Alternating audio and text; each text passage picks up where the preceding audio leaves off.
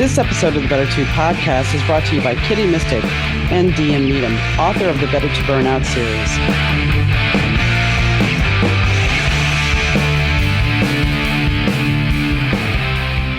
Welcome to the Better To podcast with your host, DM Needom. I'm your host, Donna. Hi, gang. Hope you're doing well today. Today, I have the pleasure of interviewing Gerald Everett Jones, and we talk about his book, Preacher, Stalls the Second Coming. So what does that entail? It was a very interesting conversation. We do talk a lot about the book, but we talk about the aspects around the book. And that deals with cults, it deals with religion, it deals with fear, and numerous other topics. So stay tuned. Hey, Donna from the Better To podcast here. If you've listened to my show, you know that it always sounds great. That's thanks to the guys at Third Year Audio Productions. Third Year Audio helps podcasters, broadcasters, musicians, and business owners get their important messages out to their audience. Rich and the Third Year Audio team are easy to work with. They're efficient and understand that your message is important to you. With quick turnaround and the true caring of your needs, Third Year Audio is your go-to for any audio message.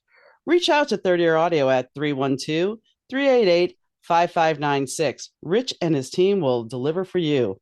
That's 312-388-5596, or you could email them at info@thirdyearaudio.com or visit them on the web at www.thirdyearaudio.com. Hi, Gerald. How are you doing?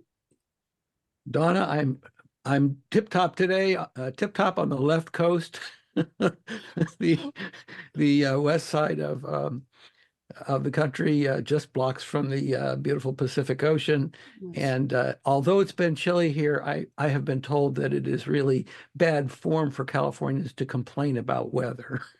Well, no, us, we had a couple of weeks where it was -14 with a -30 wind chill and like a foot of snow. And yeah, the car was dead and everything else, but that's beside the point. But we look at those things because, see, I'm originally from New Orleans. So I'm used to that joke now of, when I was a kid, 32 degrees with the floor furnace, it was freezing. And we lived right off the river, so a couple blocks. And so I would assume, kind of being off the ocean, you get a nice breeze. And that just adds to that cold feeling even more so. It's that old Mark Twain expression, the coldest winter I ever spent was in San Francisco one summer. And it can feel just, yes, it can feel very uncomfortable. But I actually had the good fortune to get stuck in Nashville in the blizzard just a few weeks ago. My youngest brother and his wife both work at the Country Music Hall of Fame. And nice. So I had the distinct pleasure of getting conducted through many years of the evolution of country music. It was started by an African-American in 1922. I did not know that. Wow. I did not know that either. So I've learned something. Very first country music musician. I just remember the name. It wasn't the name that registered with me, but wow, yes, what a heritage. And the other thing that really struck me, I was impressed.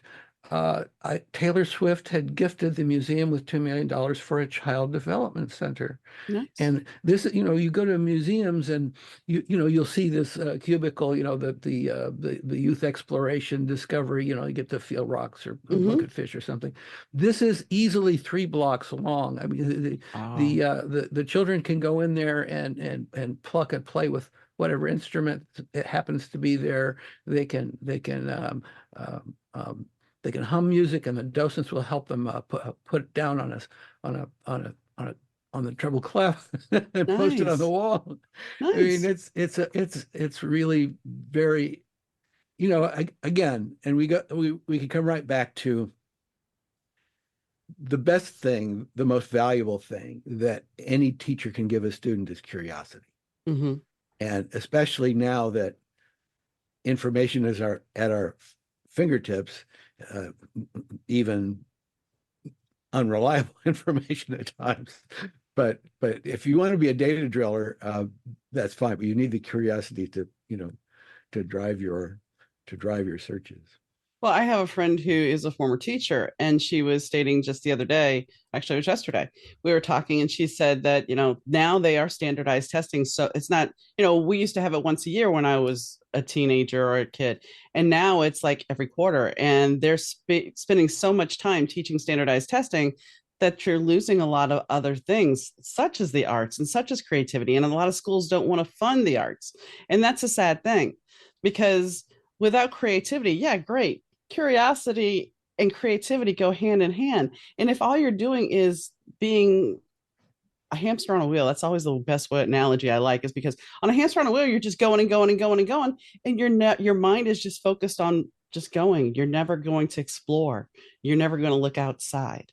Well, we have in our society, especially in recent years, a preoccupation with metrics, with what is measurable. And actually, I was co-author on a book called PMP Certification for Dummies. And that is a discipline. Project management is a formal discipline that relies very heavily on metrics. But the joke that we would tell about that was, here's Gerald, project manager, and he's complaining about Donna. Donna's, I've been looking at the metrics, and he says, supervisor, the manager, her productivity has just gone down precipitously in recent months. I don't know what's going on with her. And they said, well, if you'd step into her cube next door, you'd realize she's 8 months pregnant. Yeah. So, I mean, the idea of not going down on the factory floor, the idea of not observing firsthand, getting your hands dirty, however you want to express it. Numbers are going to give you, yes, they're going to give you a picture, but it's not the whole picture. It's certainly not the picture of as long as we have human personality. And again, we can go off in that AI direction of will robots have personality? But, as long as there are those subjective factors, because again, we are storytelling creatures, and that's one major way that we build community, is we convey our feelings through stories, and the way that we decide to act as a result of those feelings shapes our behavior, shapes our future. And so our decision making is, let's put it this way, typically we use metrics to convince ourselves that our feelings were right to begin with. Validation. We make our decision, and then it's okay, well, I'm right after all. Yeah. And I mean, you're talking about AI briefly. Back in 2001, I believe it was either 2000, 2001, I was working at a certain insurance company, and they decided that they were going to roll out this program.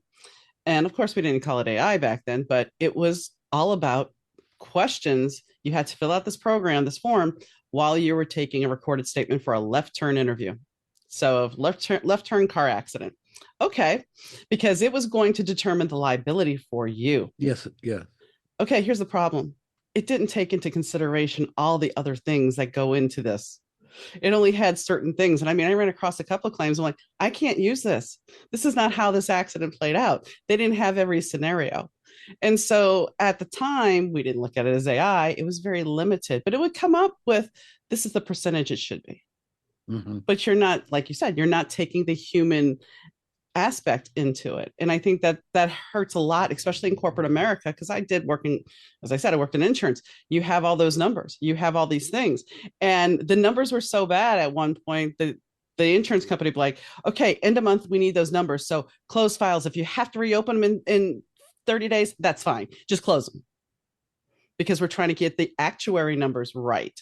So, I mean, it's a numbers game all over the place. And it's like, numbers don't always work. As you said, it gives us validation, sure, but is it a true validation if you're closing files that you're going to reopen?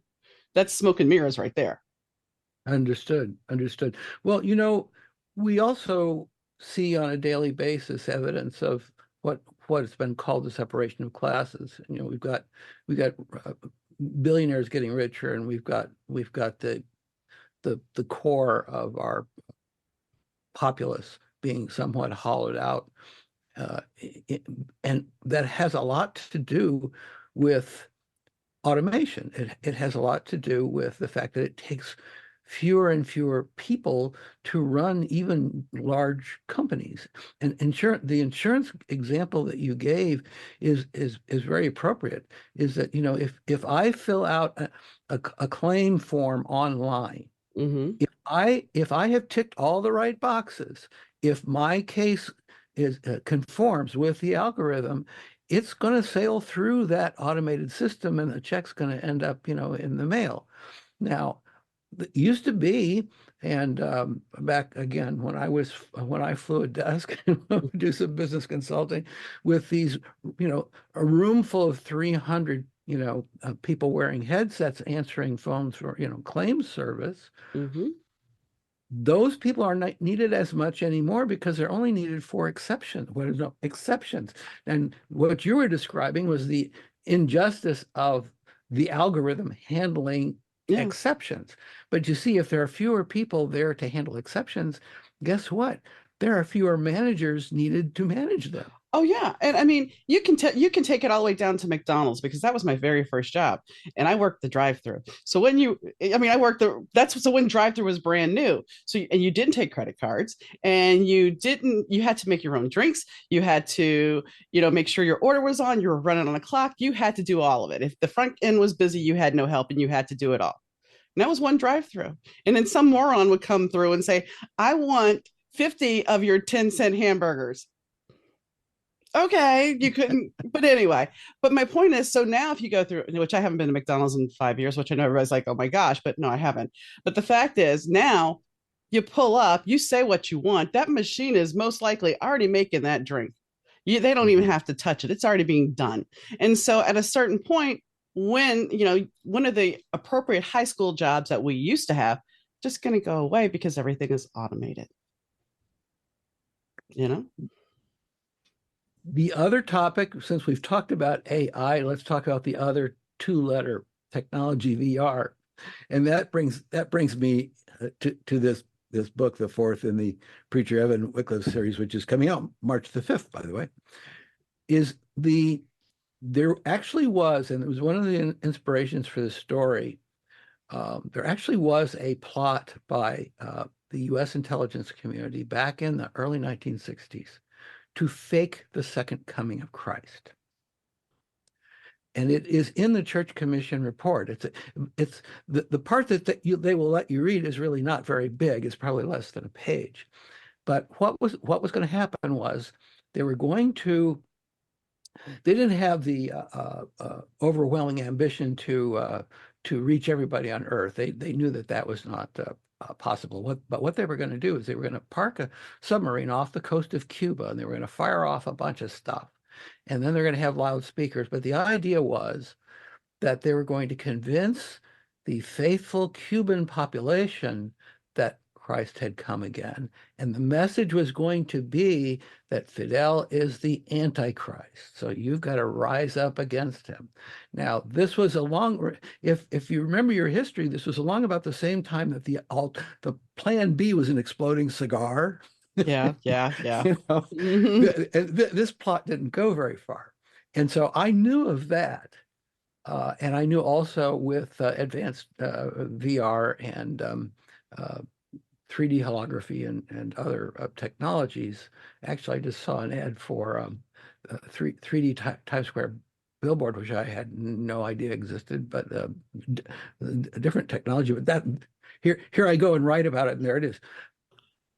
The thing that shocked me was that when I started digging into the research, after I decided, okay, well, that would be an interesting engine for this particular book, I found that there's actually a conspiracy theory these days that says that NASA and the deep state are planning to fake the second coming of Christ. So, but the other aspect of this, and you were when we were off the air, you were talking about cult leaders and authoritarian leaders, and I have an unscrupulous evangelist in this plot is luring disadvantaged homeless people to a retreat. He calls it a retreat, a large farm on promises of food, but then he's number one, he won't let them leave, but number two, he's encouraging them to fast and then to starve themselves so that they can see Jesus. Now, those kinds of things have gone on, of course, throughout history and other places. Transplanting that plot to rural Missouri, which is the environment of the Preacher Evan Wycliffe series, and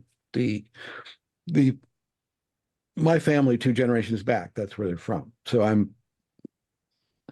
I'm a Californian now, but my roots are in the Missouri soil. So just north of Lake of the Ozark, the middle part of Missouri there, which is mostly farmland, but is difficult to make money with a family farm these days because, of course, everything is corporate and GMO and all that good stuff.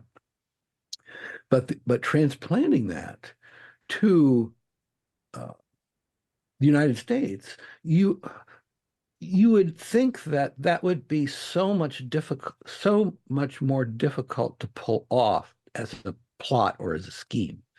And then I began to realize that, well, yes, you would think technology, overflight and drones and geologic mapping and all this stuff would disclose something that was going on.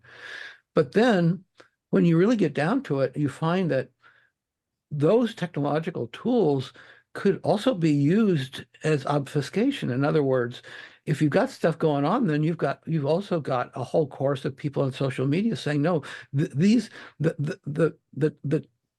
video feeds that you're getting from this place showing these people suffering, that's all made up. That's all fake news. And that's also one of the things that you find routinely in spy stories. And John le Carré was a master at disclosing this kind of thing, is that in today's world, you can't really keep a secret, whether it happened to be an assassination plot or false flag operation or something that, you want to deny.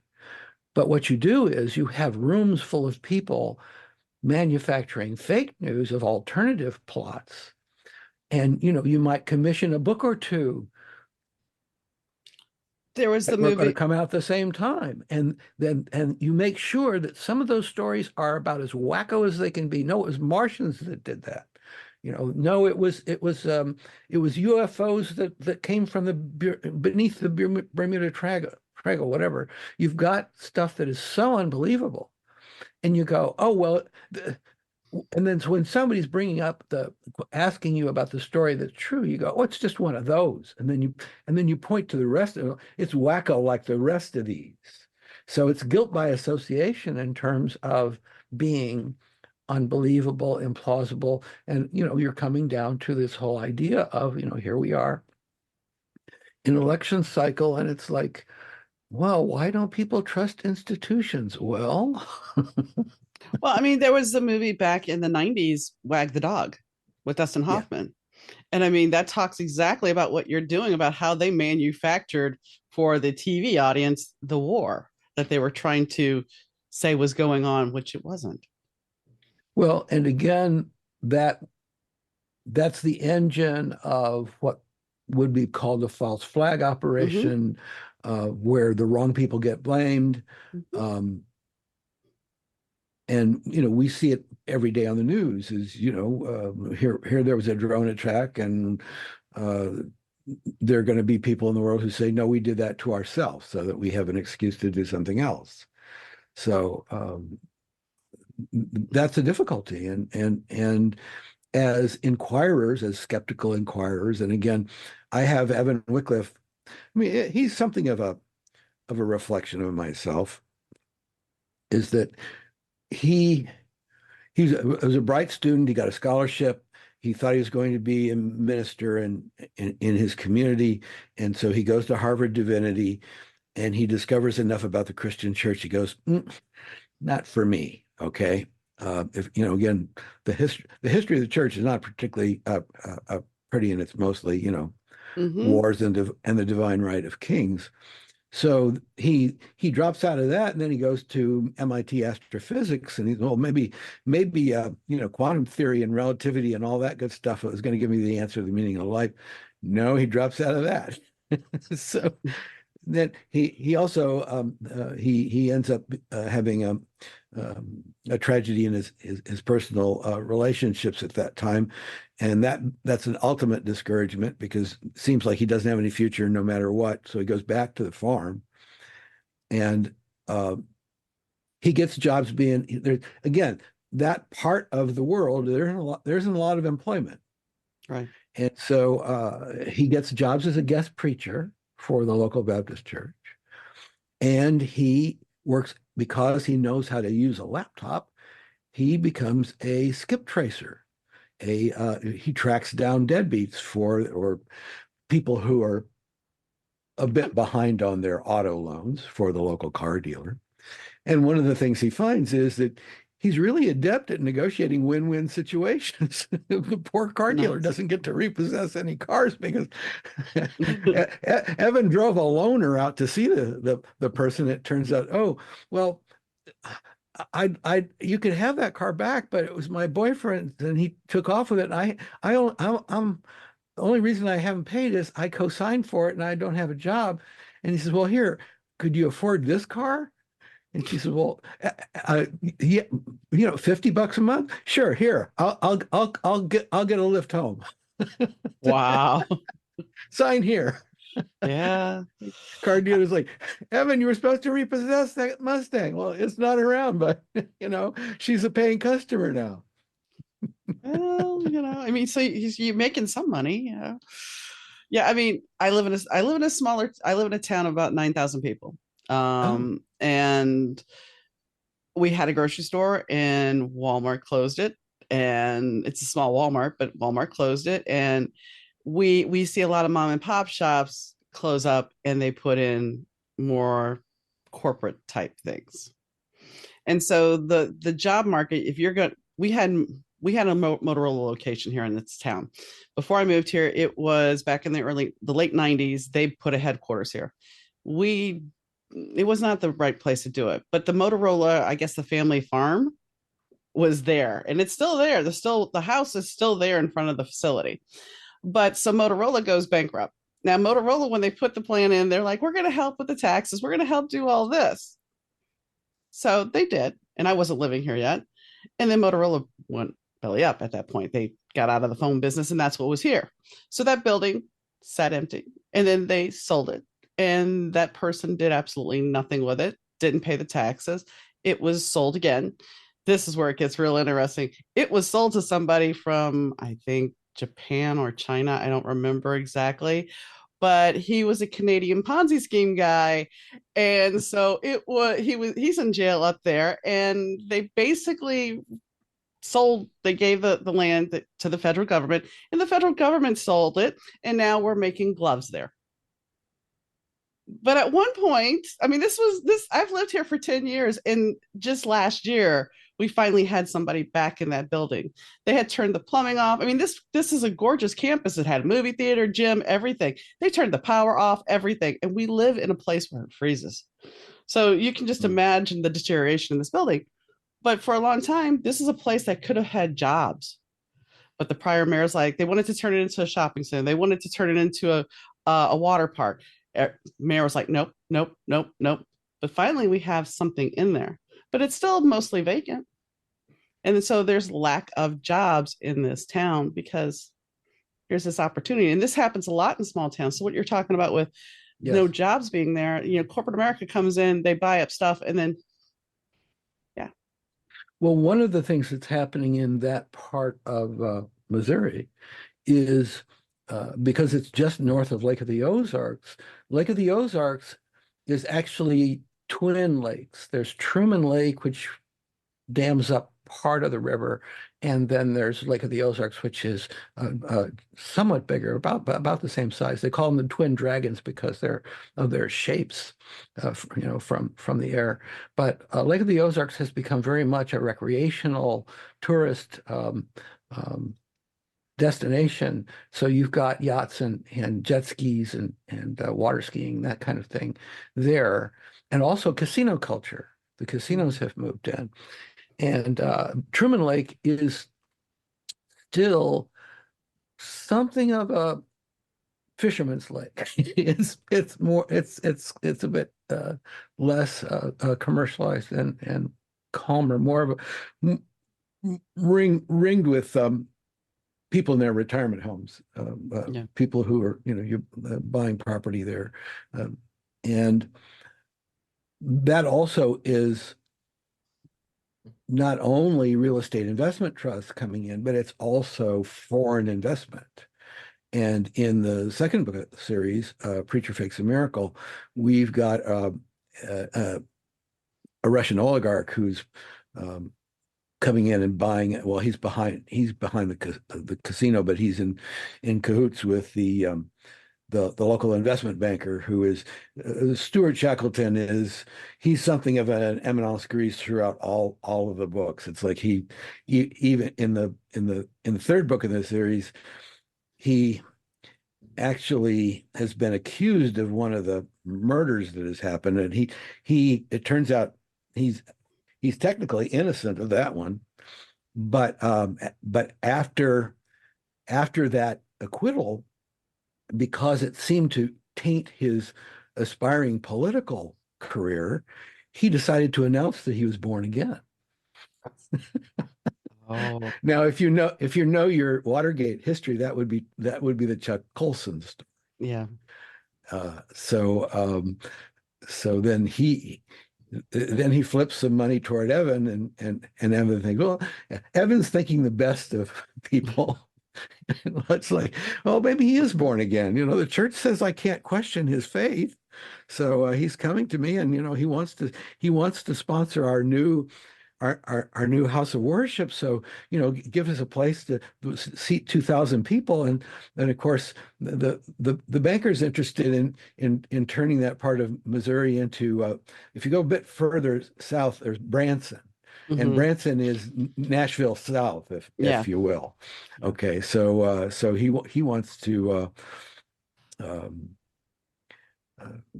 he wants to develop he still wants to develop the area, and he wants to run for political office, which by the time we get to this fourth book in the series, he actually has stumbled into.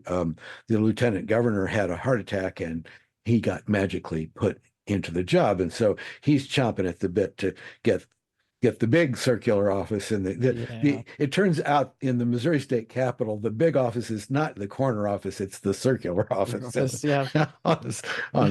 On the second floor. Yeah, I mean, we had our little situation. We had a mayor that, while he was in office, he decided to open up a brewery, which is fine, except it's a conflict of interest, and he had to step down. But he was doing that for a bit, and they're like, no, we can't do that. And I mean, he still has his little brewery and stuff, and it's got a well-known reputation at this point. But yeah, he opened it up, and it was just like, can't do that. In those situations, somehow it turns out that the licensing, there's not not too many roadblocks to the licensing. So that's a bit of a conflict of interest, but sometimes we can just overlook that. Construction permits and those kinds of things. Yeah. Living in a small town, this is something that I was talking to somebody that does construction the other day. My house is a newer construction. It was built in 2002 when the neighborhood was built when Motorola was still really well. And this was one of the last houses built in the neighborhood. Okay, so we're the third owners, and we were getting something delivered to the basement, and the person delivering is like, we can't do that. Then the steps need to be reinforced. Okay, so we call a contractor out, not thinking. We had a home inspection. You could go downstairs and lift our basement steps up. They were attached at the top, but they were not. No, you could. And I'm like, how does a house pass inspection? I mean, not just our inspection, but the city's inspection. How? So we got it reinforced, but still, it's like, I don't understand. I don't. How does a house pass an inspection like that? Well, I will say that I lived in Africa for 2 years. My wife went to work in child welfare and animal conservation. And so we lived in Kenya for 2 years. And in Kenya, if you would go to the market, you would ride in a taxi, you would hear people say very frequently, "Oh, corruption is the mother of Kenya." And they said it almost like it's, e pluribus unum. It was just kind of a motto. And indeed, everything needed some kind of rubber stamp, and that there was the fee for the stamp, but there was also the accommodation for the fellow who wielded the stamp, So that had to be, of course, that was cash. But when we returned to the United States right before COVID, we often say we left Kenya because things got interesting there, not realizing things would get so much more interesting here. Yeah. But I often say I look at my environment today with Kenyan eyes. I see corruption, but I see also how sophisticated we are at putting glossy coating on it. There's no coating. If you get stopped by a cop, and especially it's right before Christmas, that guy needs money to buy presents for his family. Okay, it's like, we got stopped by a policeman. Our driver made a U-turn right in front of the American Embassy, and you would think, okay, well, this should be straight up kind of a place. The fellow comes over and he says, "Well, it's cold out here. Can you help me buy a cup of tea?" Well, I mean, he's asking for a whole lot more than just a cup of tea, but it was the fact that he had the nerve to ask when. I mean, I grew up in the South in the 70s, and there was a running joke from when I would listen to my parents talk as we were going to the Gulf Coast. And I would hear them, "Yeah, you better watch out driving through that town because, John Law's going to get you." And he's going to be sitting there going, "So, son, you got a little extra cash for me? I'll let you go." And I mean, that back then, corruption, especially in Louisiana. I mean, we had the mob in New Orleans. That was until DA kind of got people out of there. We had a heavy mob presence, just like Chicago. So corruption in those towns in the US back in the 60s, I think it was a little bit more known. 60s and 70s, it was a little bit more known. Now, as you said, now it's got a nice gloss on it, and we don't see those things. And when you were talking about Africa, I've had two guests, and I'm about to have another one, but I had one guest who, she lives here now, and she still tries to raise funds to stop child marriages. So when you were talking about child welfare over there. And then the other one, he had a farm. He now lives in Canada because they wanted the land. So they ran him out. And he had to flee for his life. He ended up in jail for a bit, and he got out, and then he went to Canada because it was just too dangerous for him, and they threatened him. So yeah. Yes, land grab, especially if it happens to be something that it's either in the way of something or it's got some sort of, well, I mean, that part of Missouri in the old days, that was Osage Indian land. And there are no reservations anywhere in Missouri. There, as you know, if you watched Killers of the Flower Moon, all those Indians were driven over to Oklahoma. That's where the Osage, but Oklahoma is not the home of the Osage. It was Kansas and Missouri, but they were driven out in, I believe, the 1830s was about the last of it. But again, we also have now we have casino culture where that's some brilliant person decided, okay, we're going to make sure that I guess it's a give back, that will allow tribes to control casinos. I'm not sure quite how that works, but it's a strange dynamic of our culture. It's not that payback isn't absolutely needed and appropriate, but it's taken a rather bizarre form when we're talking about that. Well, when you look at, okay, so 60s, 70s, pot becomes illegal. We're not supposed to be doing that anymore. We're not supposed to bet on gambling. We're not supposed to really have, we can have horse racing, but almost other gambling is non-existent except in Vegas and maybe New Jersey. And now I can't tell you how many slot places we have in this little town. Everybody's got a slot machine. And it's like, okay, but and so we're harnessing that addiction. And yeah, now I'm not saying pot should be legal or illegal. I'm not condoning, I'm not. All I'm saying is, isn't it funny that we're now back to that? But yet we've repealed Roe v. Wade. So it's very a weird, interesting swing of the pendulum that we're going back and forth, because this over here was all illegal and now it's legal, but yet this over here was legal and now that's illegal. And so we're at a very strange time because it's a pendulum swing.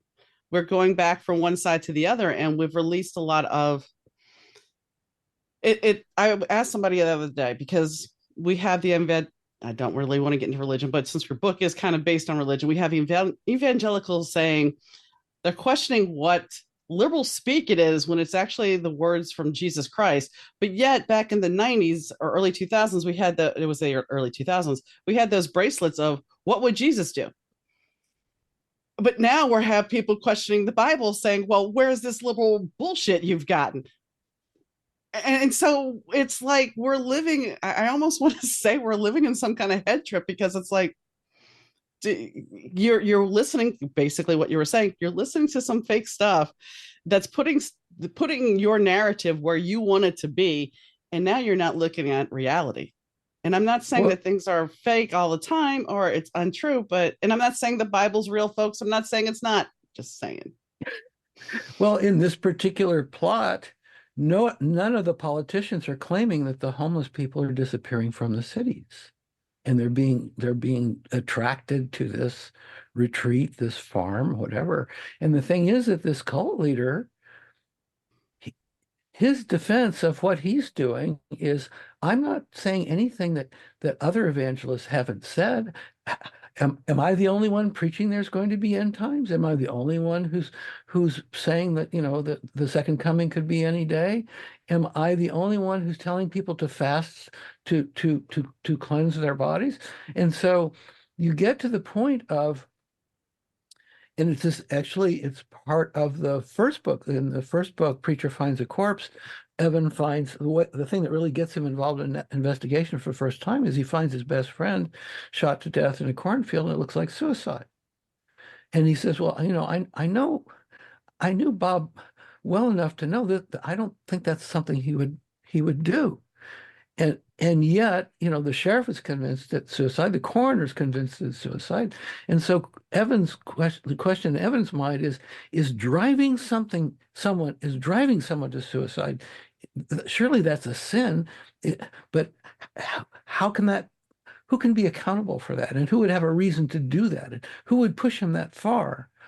And so then the same defense here, and this strikes very much close to home in terms of the political dialogue these days, is if this cult leader is telling people to do something that's violent, that will harm themselves, will destroy their community, if he isn't laying a hand on somebody, if there aren't any witnesses who can come forward and say that he commanded somebody to bludgeon this person or strangle this person, something to help them along, in their starvation, if all he did was preach, and yet here there are suddenly corpses found on his farm, how is he accountable? How could he be held accountable? Well, here's my question. Do we look back at Manson? I mean, think about that for a second. Was Manson, Manson directed them to go there, did he not? Charles Manson? He directed them to go there and do what they did. And yeah, he ended up in jail. So it all depends on the jury, I guess, or all depends on the court, how it's stacked. Well, they're also in that situation, there was a strong element of what I think the jury believed was mind control. Mm-hmm. and I don't, and combined also with, you were talking about hallucinogens. the drug culture was very much um, part of the conversation then, in terms of what it would make people do. Much of it was misinformation in terms of, the idea that the intelligence community giving it to people in the army unknown, so that, and then some jump off buildings or whatever. And then you had people like Timothy Leary and Ram Dass, basically being run out of, I mean, they lost their professorships. Nobody was, and then, and you talk about stuff coming back full circle here. There's a recent documentary on now controlled experiments with LSD and cancer patients, and the people, they go through an experience, and it's a very moderated experience, and they come back, and it's suddenly, oh well, they've lost their fear of death, and their lives are richer and whatever. And yet, so now we're talking about a beneficial drug. This is news, we go through these news cycles where there is a visceral or an emotional reaction to something, and then and I would say just about every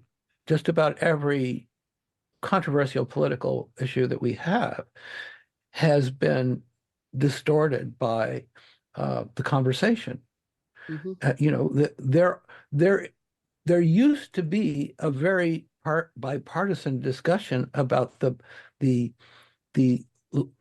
laws that should be applied to immigration, and the benefits therefrom, and the disadvantages that might come from lack of control, but now we've got it charged up with the idea that and this is combined with the fact that we've got refugee situations all over the world because of the disruptions. We've got, yes, we see video bombings in Gaza. The destruction in Syria was very similar. We didn't really have a whole lot of, I mean, there was some publicity about it, but I mean, nobody ever really acted like, well, okay, if this was anybody's problem but their own. And yet those bombed out people fled to Turkey and then into Germany, and that created a huge pushback against immigration, all kinds. And then the influx of Libyans and Algerians going into France, of course, historically, if Marseille has a very sizable Arab population. So does Dearborn, Michigan, for reasons I'm not really, clear about. But I mean, I guess that there are settlements where communities aggregate and feel as though they have a crux of power because they've got they're settling in a community. So I mean, certainly.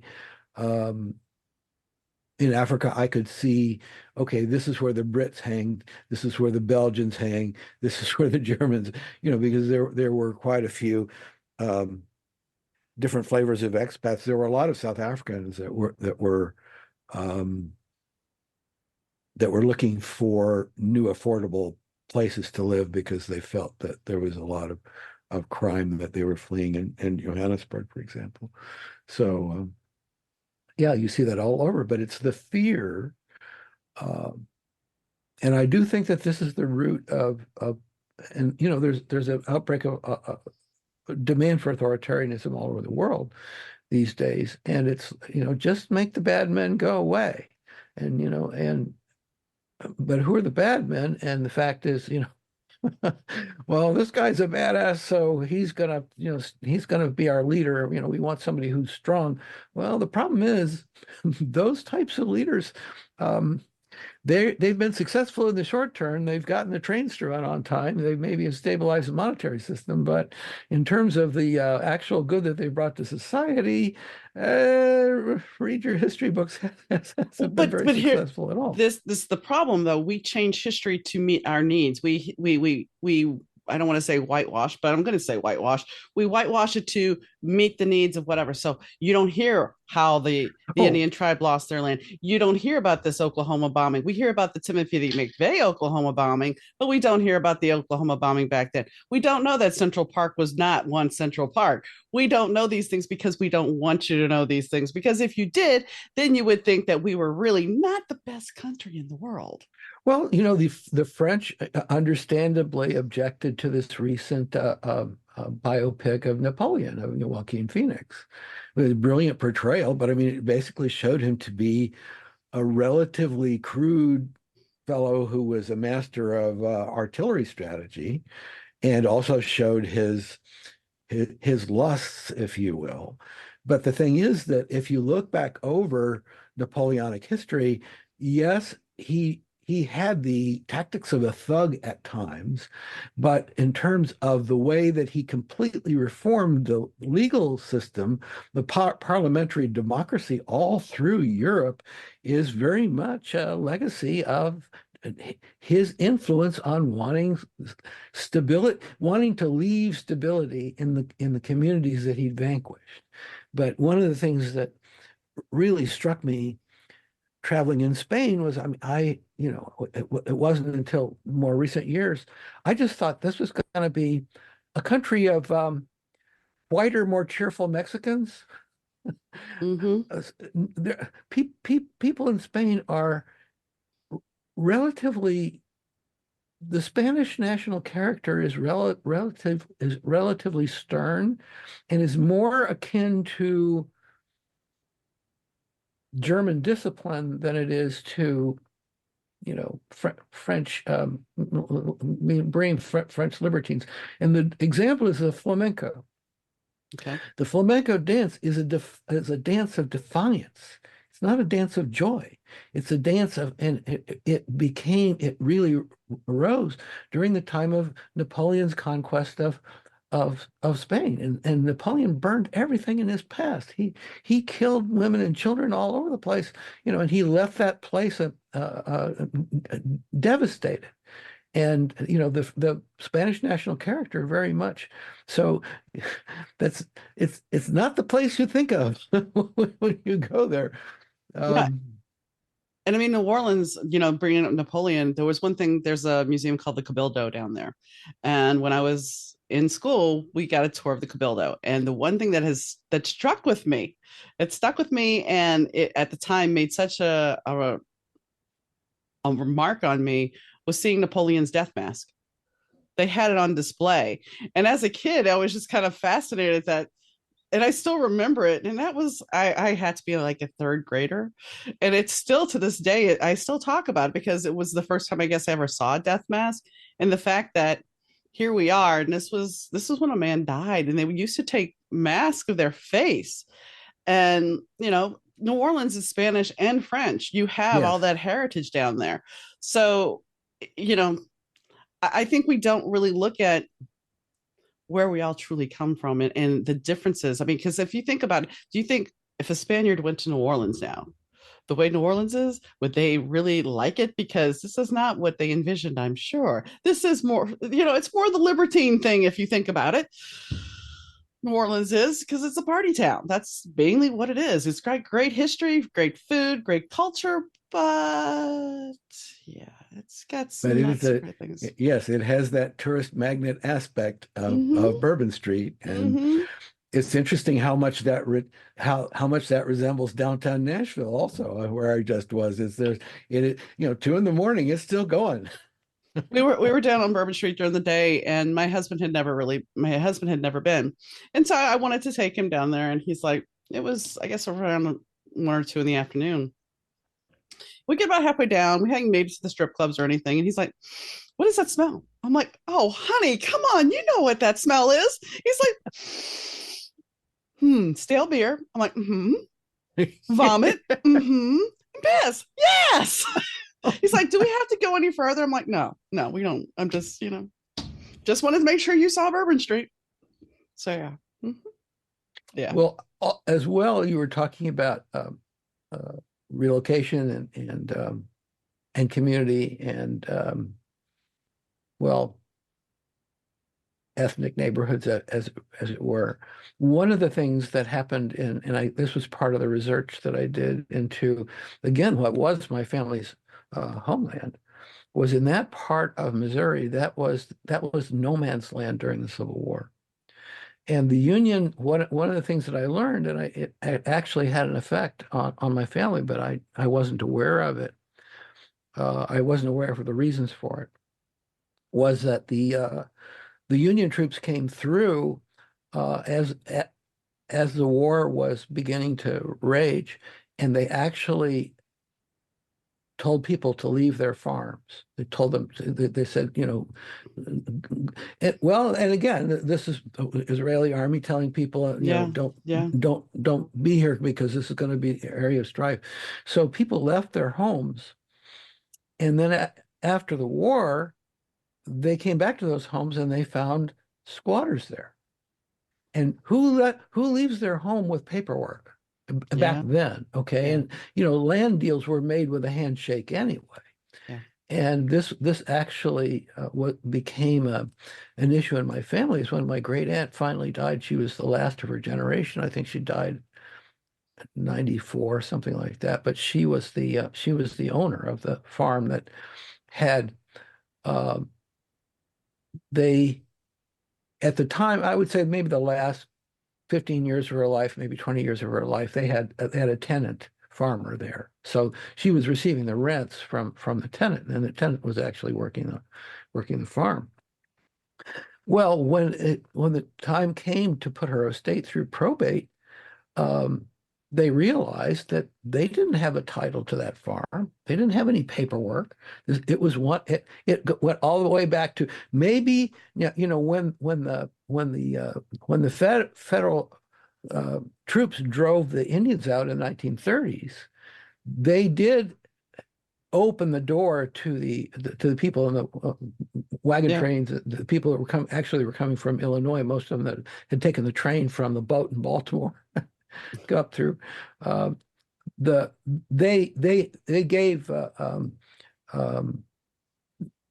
tracts of land officially to people, so there may have been some paperwork there, but because there was no land title, what was decided with my great aunt's estate was they decided to gift it to the tenants for $1, and it said, I believe, in the conveyance that it said something like, to the extent that we own this, it's yours. In other words, they're kicking the can down there. They felt, okay, these people, it's their home. We're not going to kick them out of their home. And yet, and so, but how do you, again, how would you put a value on it? There were taxes, but maybe there were back taxes back when. Yeah. And, it created quite a stir.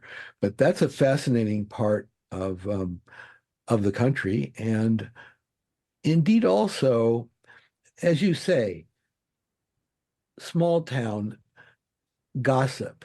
That's often your source of news, because if you've had some incident happen and there might have been worthy enough to be covered in a local paper, but maybe there isn't any follow-up.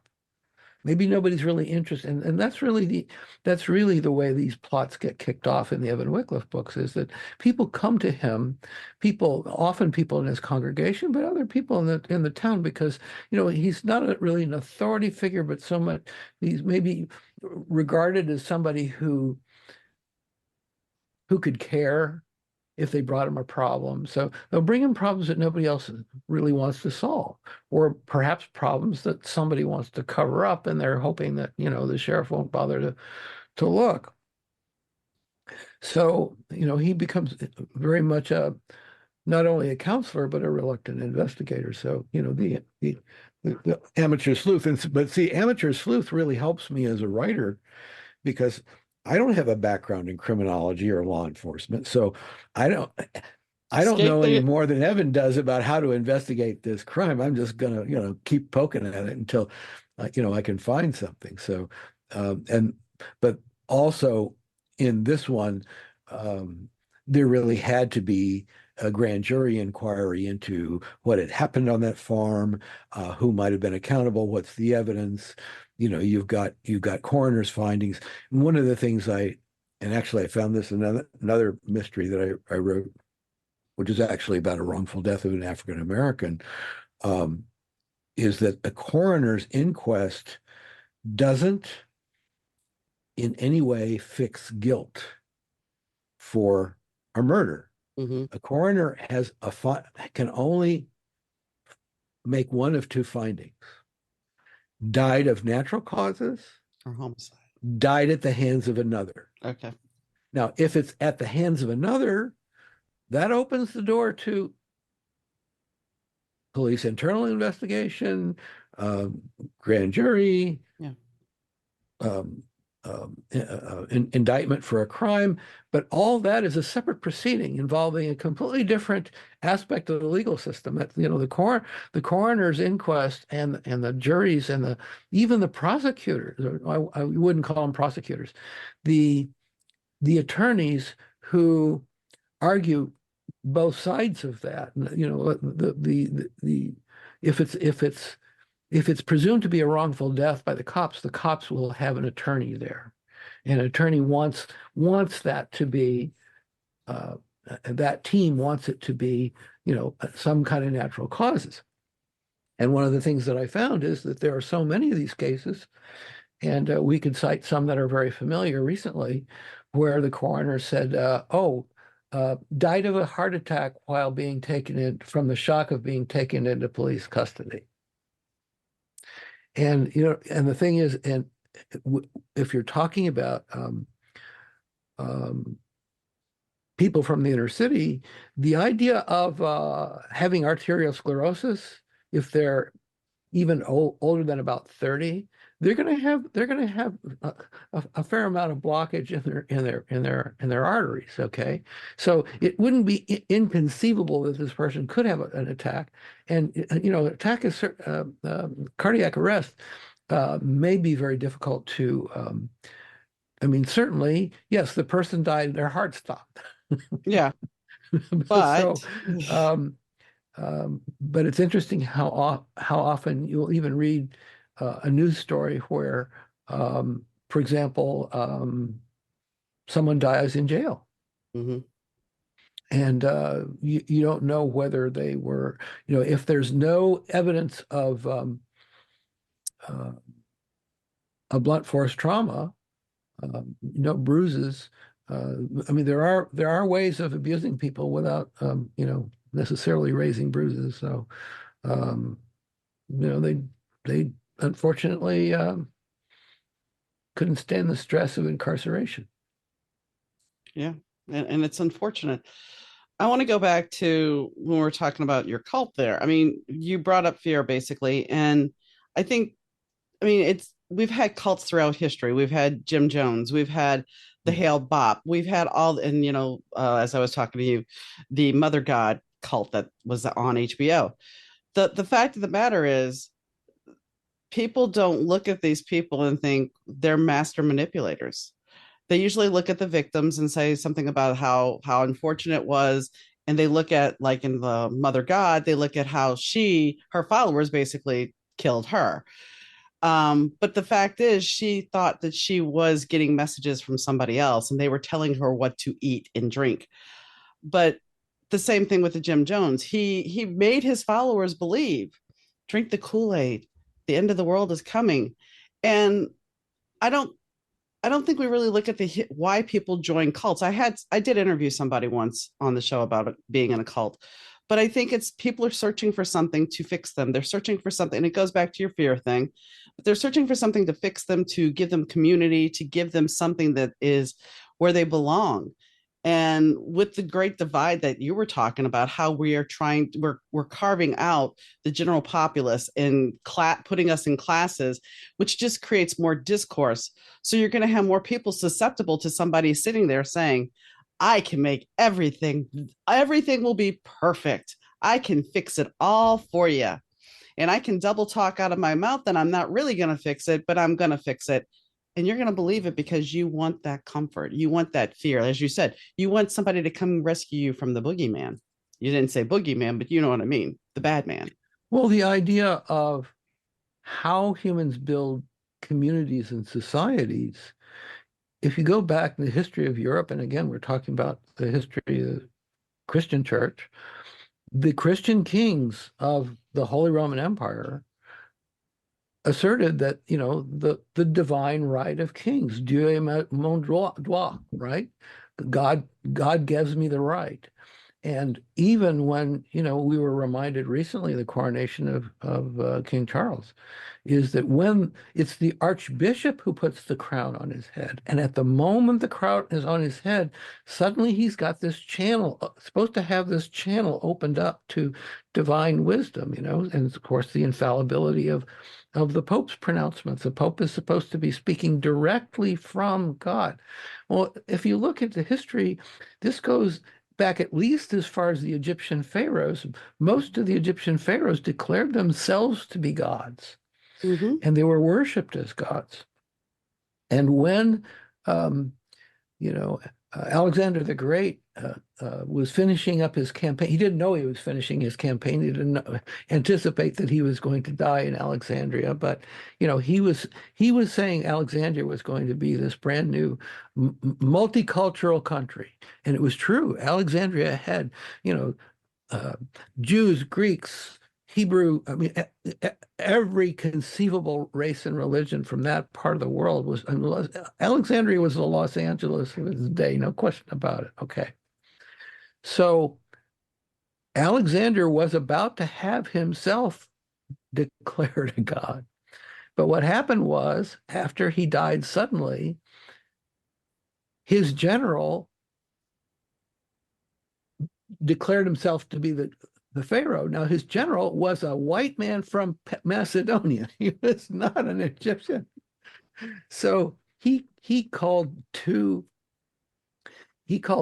religious leaders. One was Greek and one was from the Egyptian priesthood. He summoned them together and he said, we need to create this new state religion. And I'm going to be its head. And so they created the cult of Serapis, which we don't hear too much about these days because the early Christians did a pretty good job of just completely erasing that period of history. Okay. But the idea of declaring oneself to have divine guidance, divine wisdom, because people want answers, certainly. And it's a struggle to be a skeptic, as it were. And this is one of the things that goes on in science these days is, you have scientists who are just adamant of, this has been proven, this is over and over and over again. Well, pure science, if it's practiced the way that it's supposed to be, is any hypothesis could be overturned at any time if somebody can show a new way of looking at it and a new theory that embraces more. And that's, yes, Sir Isaac Newton was right. You can basically get a rocket to the moon based on Newtonian physics. But if you want to calculate the orbits and bodies moving in relation to one another, you've got to listen to this guy named Einstein, who said that there's no fixed point to anything. But when you throw a ball in the air, it describes the shape of a parabola. Yeah, that's Newtonian physics. It's right within that context. It's right. But if you start saying, well, is the ball moving or is the Earth moving? That's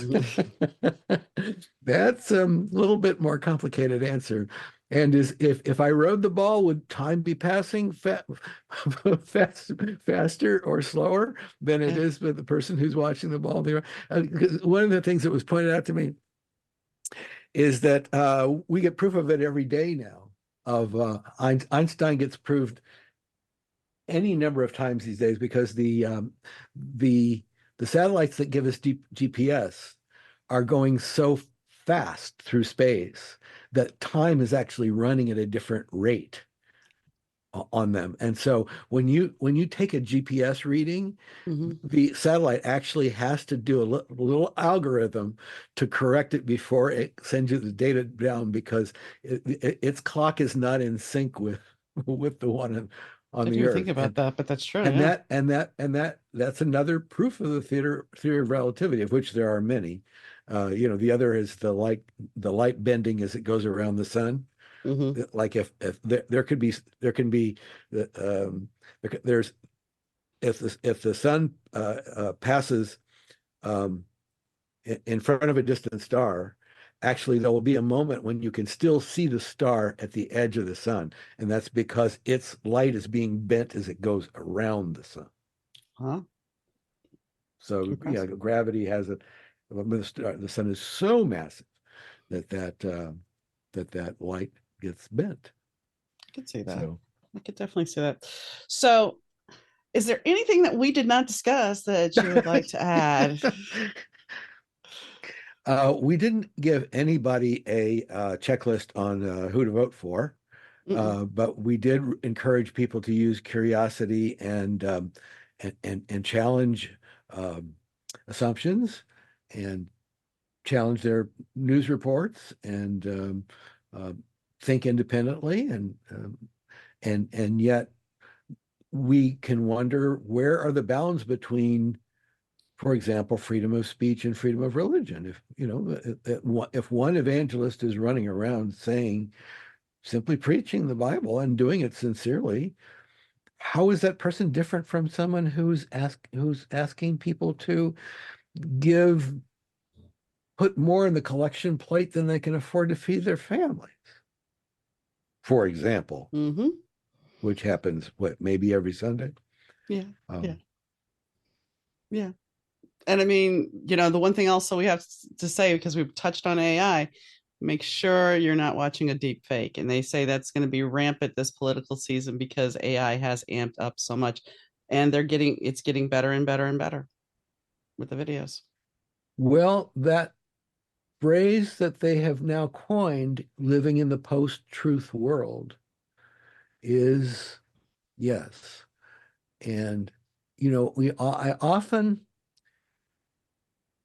again, in the Evan Wycliffe series, there is this whole underpinning of theology and why is there evil in the world? Why do bad things happen to good people? There are no ultimate answers for that. But it was interesting. I came across this. It was a religious text, but it was written in the 1900s, and this fellow, clearly he was a Bible scholar, he was a Christian, but the title of the book was The Aquarian Gospel of Jesus the Christ. Now, how it had come about, it had been dictated in his sleep, whatever. But there was one quote from Jesus in there that just really struck me. And according to this fellow, Jesus said, "What I am, you will be." And I thought, why isn't that in the Bible anymore?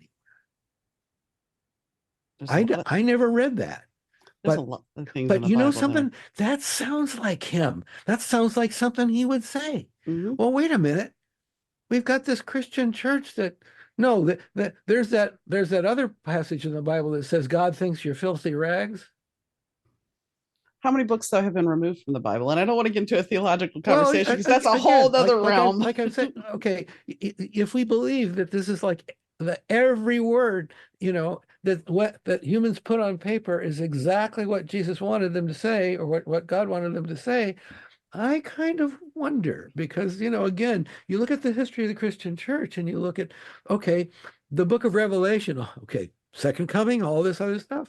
The book of Revelation wasn't even in the Catholic Bible for what was it, 2 centuries, something like that. And I went to Patmos. Actually, I went toward Patmos on our honeymoon, and you have to hike a mile up this tiny Greek island, which is swept by sea storms. And you have to hike a mile to get up to the top of where supposedly St. John's Cave is. And you realize, okay, I'm being hunted by the Roman emperor. I'm hiding out. People are bringing me food, and sea storms are whipping up outside, and no matter how many blankets I put on I can't get warm. Is it possible I might have had a hallucination up there? Maybe, just maybe. Maybe So, hyperthermia, maybe. well, no, there's a lot of Bible scholars who think that that a lot of the symbolism in the Book of Revelation was actually about the current Roman Empire, the Emperor Domitian, who was the one who was hunting down uh, some of the factions that and John, who wrote the Book of Revelation, is probably not the one who wrote the Book of John. That was John the Divine. There was about six. There were half a dozen different Johns, and there's even a book by Barbara Thiering, the Australian theologian Barbara Thiering, and the book is called "The Book That Jesus Wrote," and she believes that Jesus survived the cross in an earthly body, and then hid out, and actually he wrote the Book of John. So Okay. he ghost wrote the Book of John. So now I'm not saying this is No, I talked to a neuroscientist on this show, and he wrote a book called The Tarot of Revelations, where he takes the major arcana cards from the tarot and ties it in with the Book of oh Revelations. yes. Oh yes, that whole what they call the esoteric or occultic tradition in early European history, and that goes back actually, and even New Age, Course in Miracles, all that body of belief really can be traced back to the Hellenic era, and again in Alexandria, and it was Hypatia of Alexandria, and the esoteric Greek philosophers, the idea of manifestation, the idea of thoughts are things. That is a Pythagorean Pythagorean teaching, if you will, and the idea of God as the unmoved mover. That's Aristotle. And like if you the truth about tarot is tarot was a game that started, I believe, in Japan, and it migrated to the Europeans, and it was a card game. And then they divided it up because some people were using it for prognostication and others were using it as the card game, the traditional card game. So it branched off. So it's interesting how things change and challenge and get relabeled, i.e., the Course in Miracles, The Secret, when it was the basic principles of manifestation. Well, and the power of tarot really has to do with the universality of the symbolism.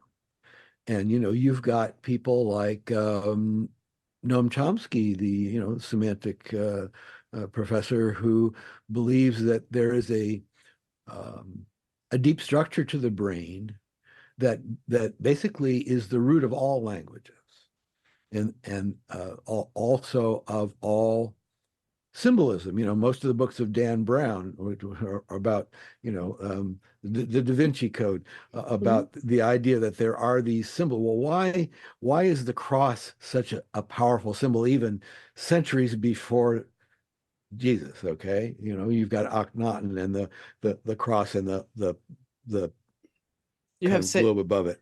you have sacred geometry. I mean, there are so many different levels and different symbols. Yeah, and there's a Egyptian new book symbols. by not a new book by Graham Hancock called The Visionary, but it has to do with looking at cave paintings all over the world, some 20, 30,000 years ago.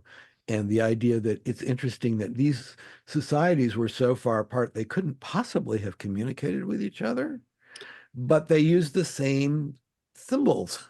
Well, and then you go back to the things that you cannot explain. Easter Island, the statues on Easter Island, and how they got there. There's more little pieces of how things throughout our history that we may land migrations, land shifts. Our planet has changed over time. So how did those statues get there? And there's talk about how they got there divinely and everything else. Same thing with the pyramids. How were the pyramids built? And yes, you can sit there and mathematically figure out how the pyramids were built. You can look it up, but based on the technology that they would have had back then, it does make you question. what did they say? Something like you can't slip a playing card between some of those stones in the pyramid. I mean, that's no, either that's an exaggeration or because they said, well, with today's technology, we couldn't quite do We that. can't even get a wall leveled in a house. Wait. Now we're talking about walls, I have Yeah, a no, friend but who's razor wire work. I had a friend who was doing construction on the shop that I work out of, and she's like, "Yeah, I can't get this tile to go in because the walls aren't level."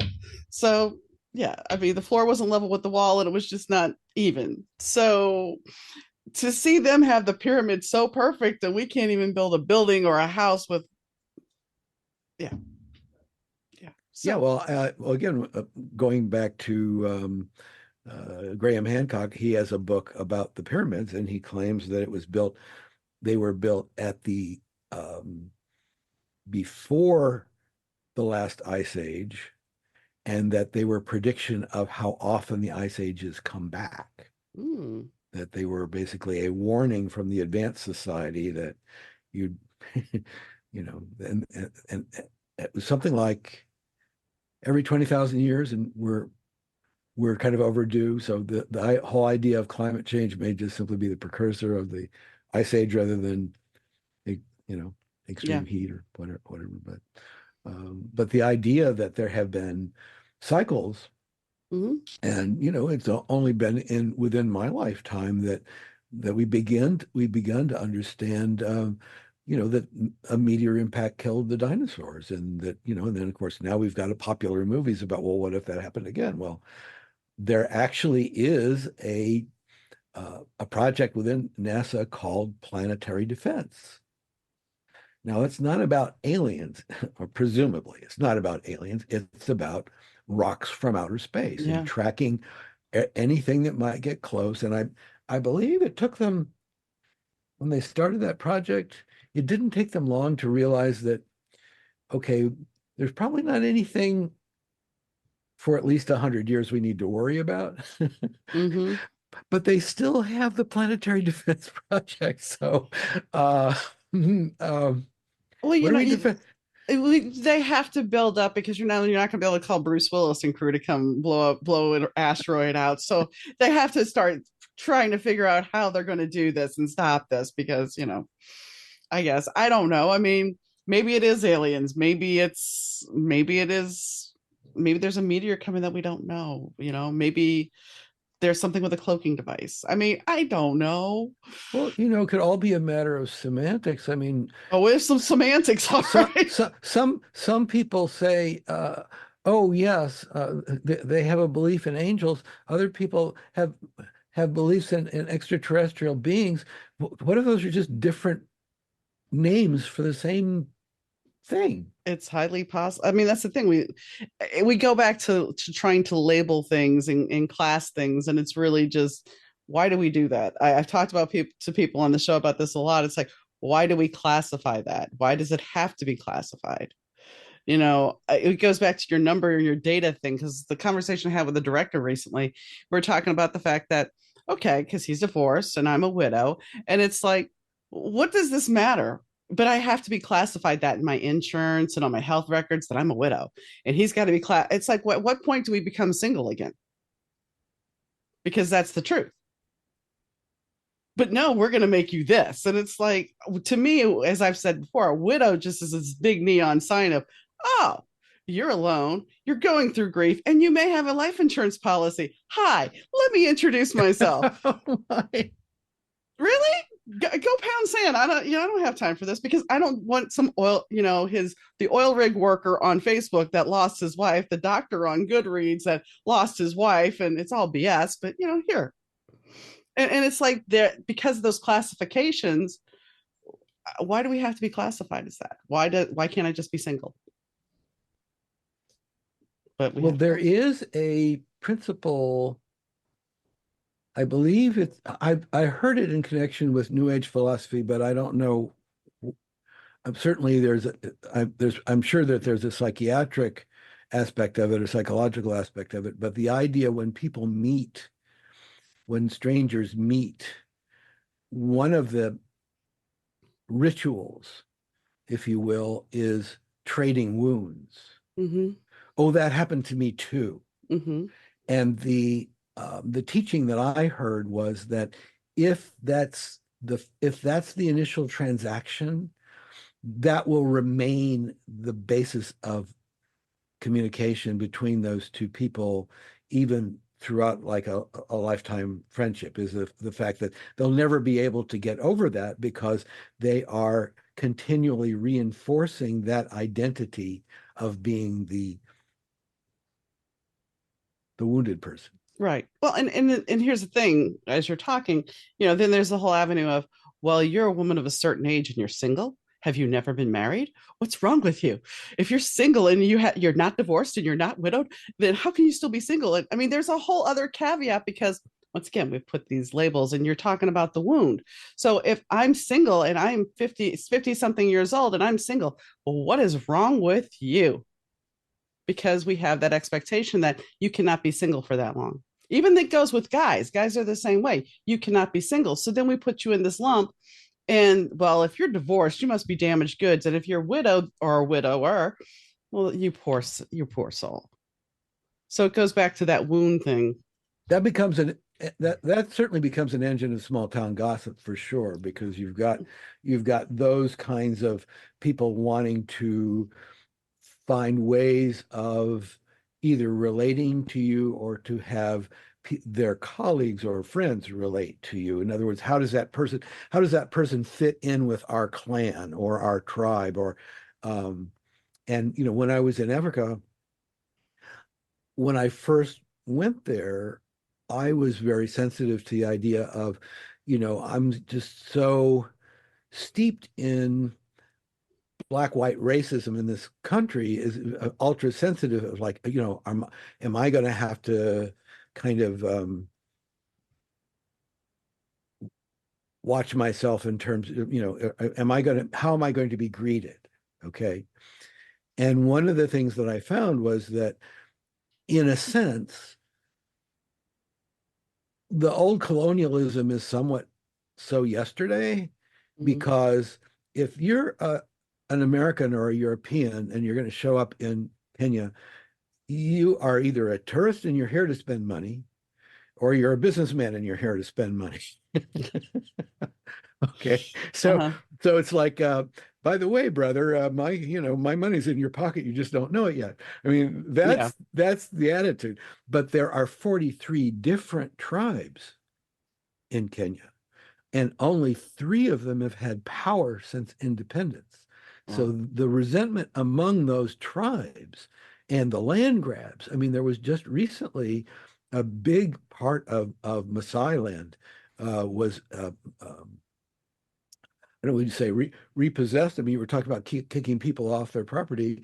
Tanzania decided that there was a big part of Maasai land which had basically been that way for centuries, that that they wanted that repurposed, and that's, I believe, borders of Serengeti, or it's in the Serengeti. But these things are going on a daily basis now, and it was fun. It was interesting because I had really no appreciation at all of East Indian culture in Africa.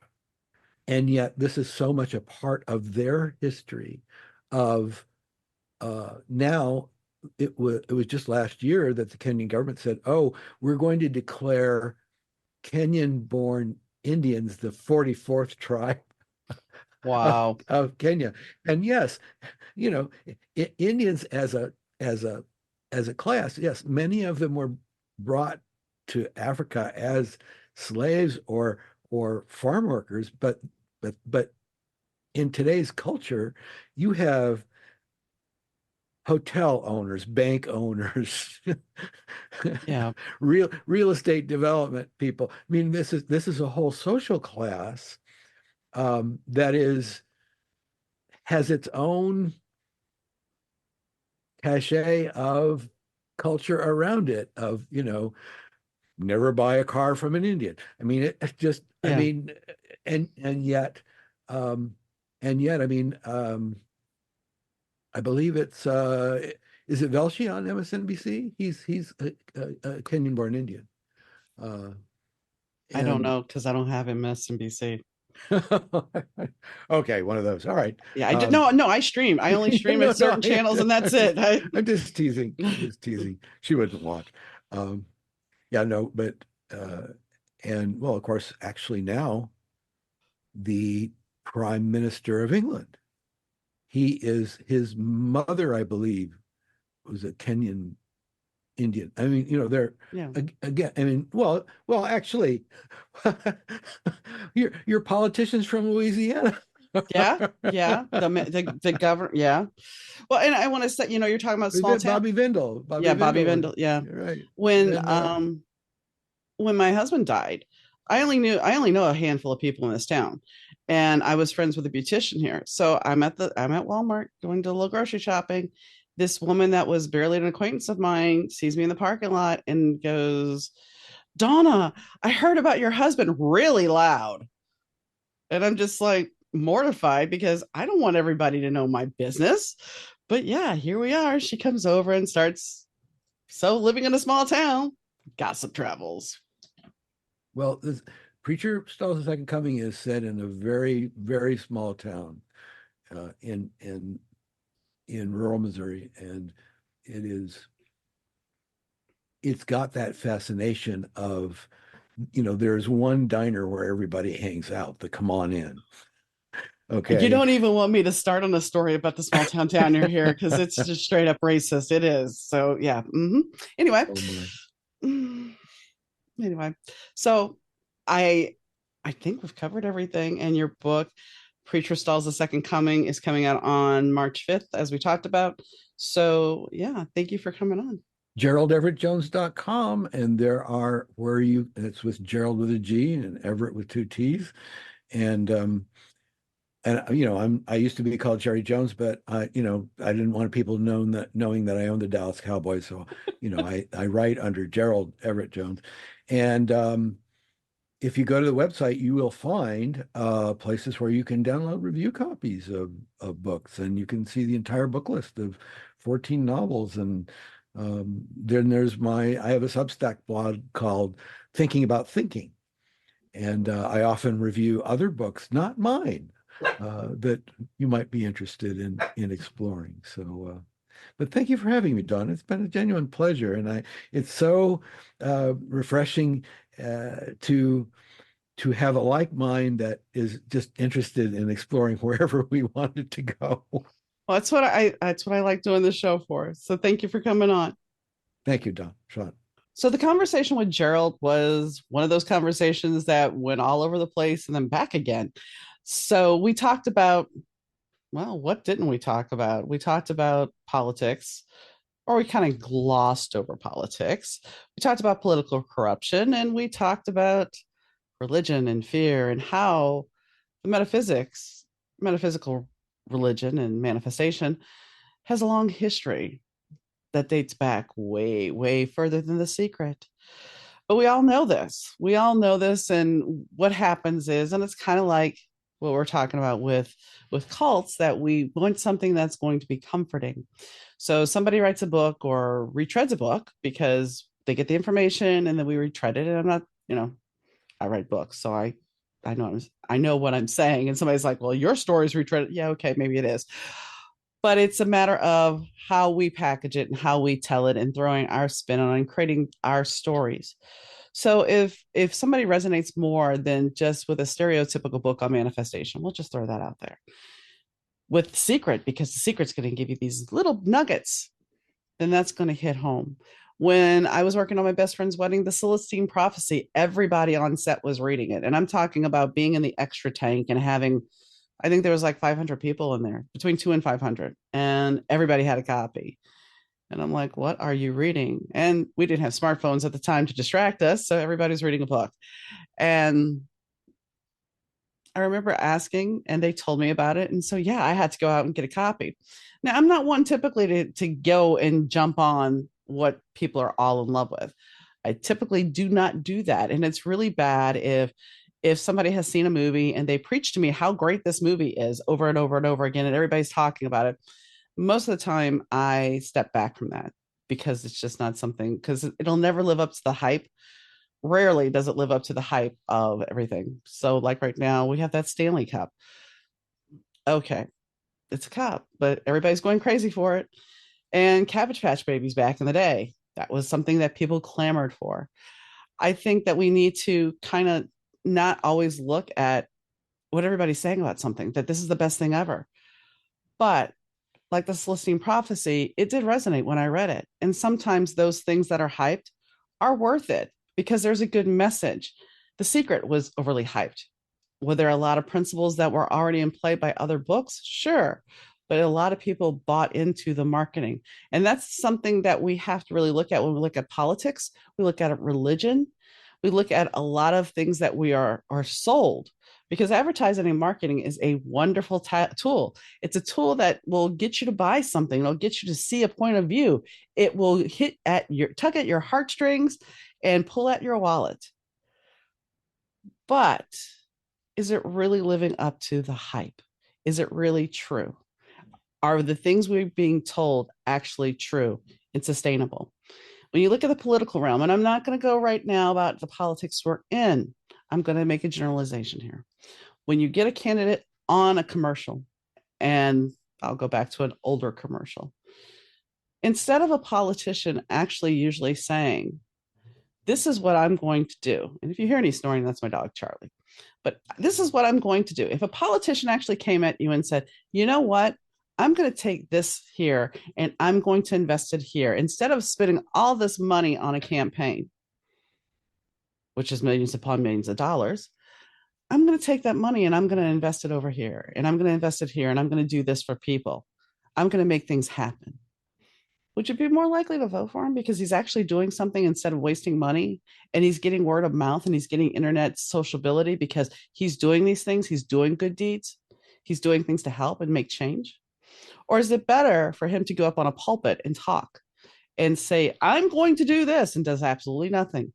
Because there's so many times when, as I've grown up, I've seen political ads where they will look at, and they're spending money, and they look at somebody, the opponent, and they're going to just roast them and tell them how bad they are and show all the negative things.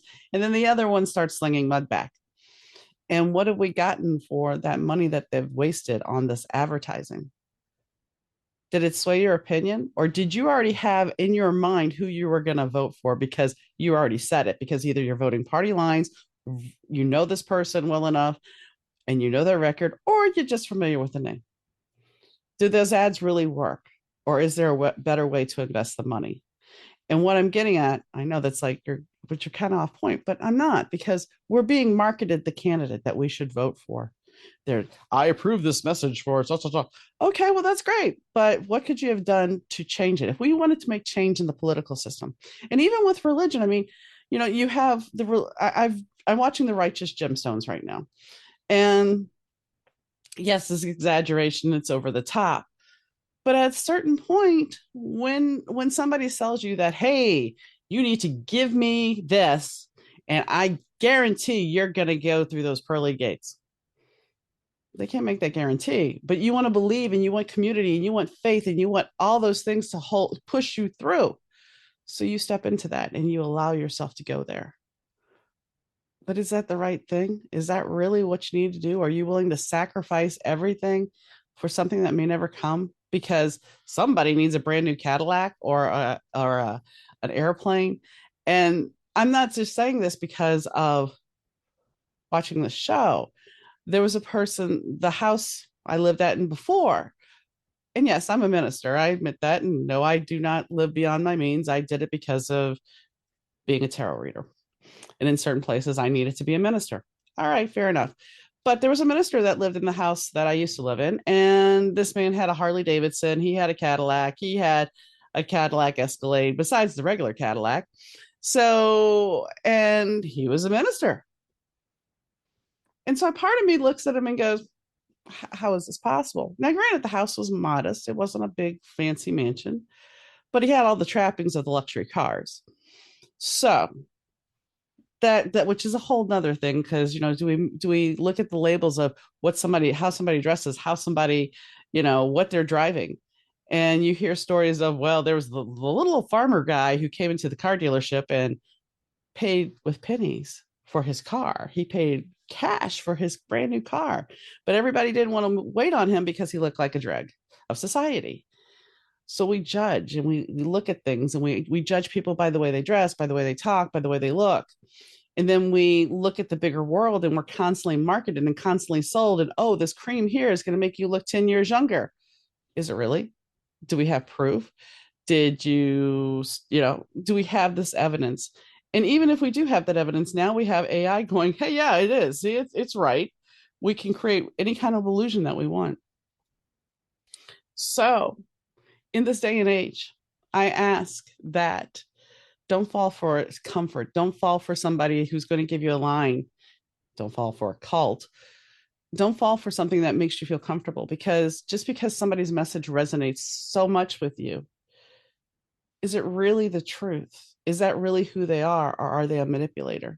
When I watched Love is God, or Love is One, excuse me, this weekend. And when I posted that I was watching it, I had a lot of people tell me, well, I feel sorry for her because her followers basically killed her. Okay, yeah, I do. That's true. Don't get me wrong. That is true. But there's a bigger caveat, especially because I am a reader.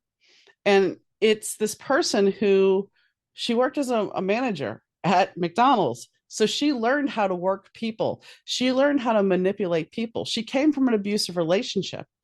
She had an abusive relationship growing up. She had childhood trauma. And then she ended up with men that were abusive. So she knew once she connected spiritually, she felt that she connected wholeheartedly. And then she started bringing others in. Now, some people may disagree, but was she manipulating these people to get what she needed? And then when you look at the products that were being sold, were there a manipulation of them needing money to keep them going? So they raised the price on something.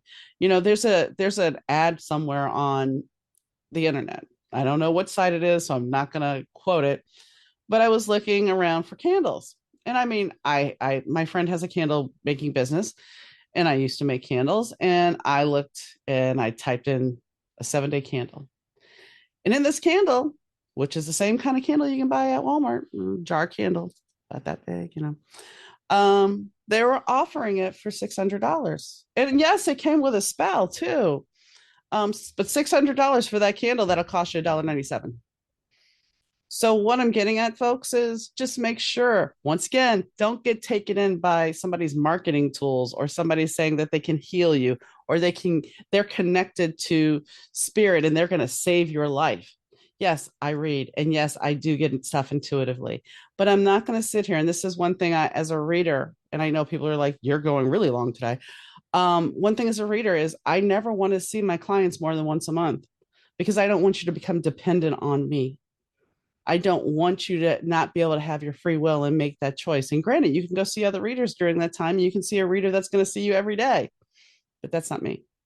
And I want to be responsible. And I think as practitioners, we need to be responsible. And that's the same thing with somebody who's a spiritualist. Please be responsible. You may go to church once a week. You may go to church twice a week. But remember, you have free will. You have free thinking. So allow yourself to be open to what really resonates with you, and not what people tell you should resonate with you.